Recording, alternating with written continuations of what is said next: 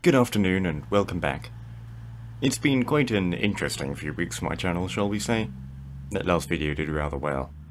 Anyway, this video is about DMUs and more specifically ranking them, based on my opinions of course.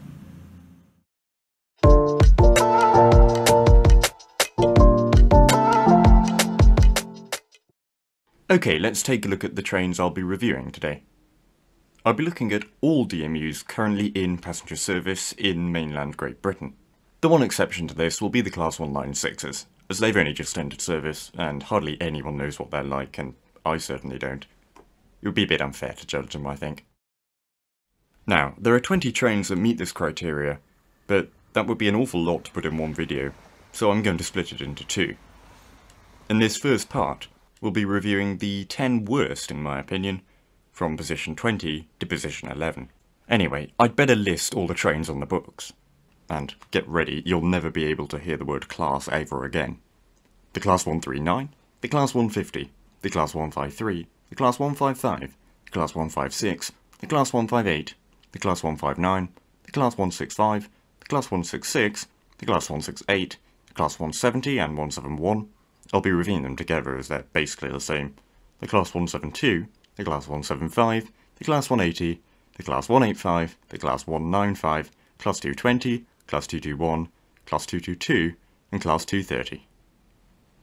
Whew. Let's start at the very bottom of the pile with the Class 150. These are just terrible trains. First of all, they look hideous. I don't know how anyone thought they were a good idea. The windows are large, which is nice I suppose, but there aren't very many of them, and they have opening hoppers, which somewhat spoils the look. Additionally, the internal ambience is just terrible. It feels very dingy, the seats don't look very good. The only instance where I think it's acceptable is that on Transport for Wales's refurbished sets, in which case it actually looks quite nice. But Transport for Wales are just the best in the country at refurbishments if you ask me. And even still, they don't hold up very well when you compare it to other trains, such as the 175. I can already see the comments. It's not correct to compare a 150 to a 175, as they're for completely different purposes. Well, yes, fair point. But I can't think of any purpose where a Class 150 is ideal.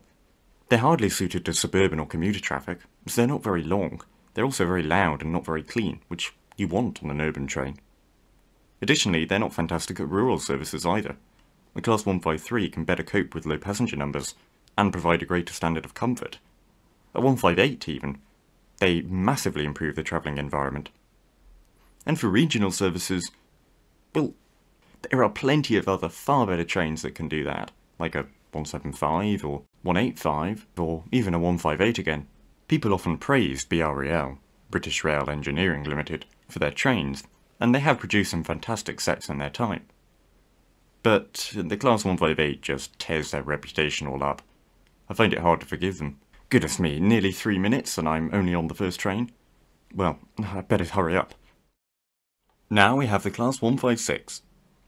This may come as a bit of a surprise, but I really don't like these trains. I don't think they have much point existing. They're worse than the 155s in my opinion, and most of the routes they operate would be better done by a 158. I've never really had any great journeys on them either, and they look pretty terrible.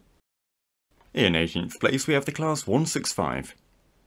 This is quite a similar situation to the Class 156. I don't see much point in their existence. The Class 166 does everything they try to do but better, and that's not even a particularly good train anyway.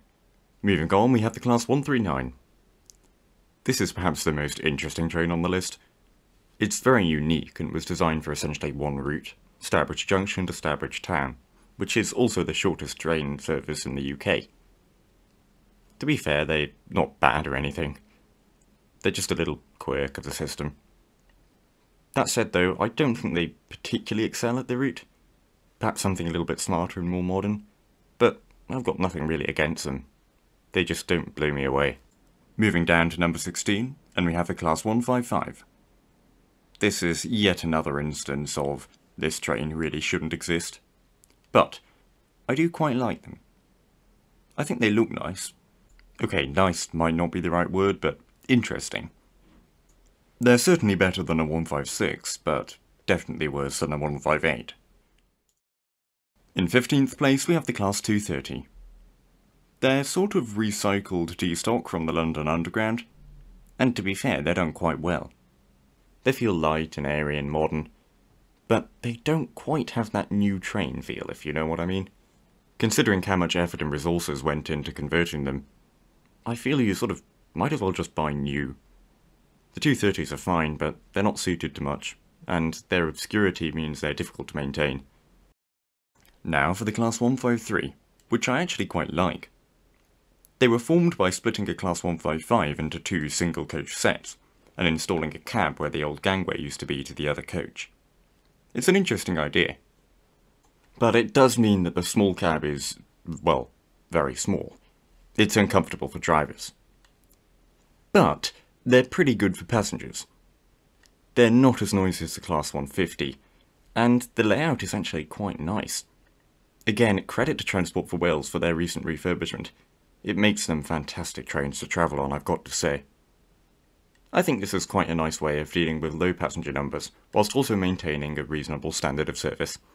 So for that reason, the 153s get a very slight thumbs up from me. But nothing too definite, I want to clarify. Position 13 goes to the Class 180. I mean, these aren't terrible. The interior layout is nice, and they've got good window alignment. They also look stunning. But the reliability. Moving on, we have the Class 166. Despite what my terrible rolling stock allocation video may suggest, I don't inherently hate these trains.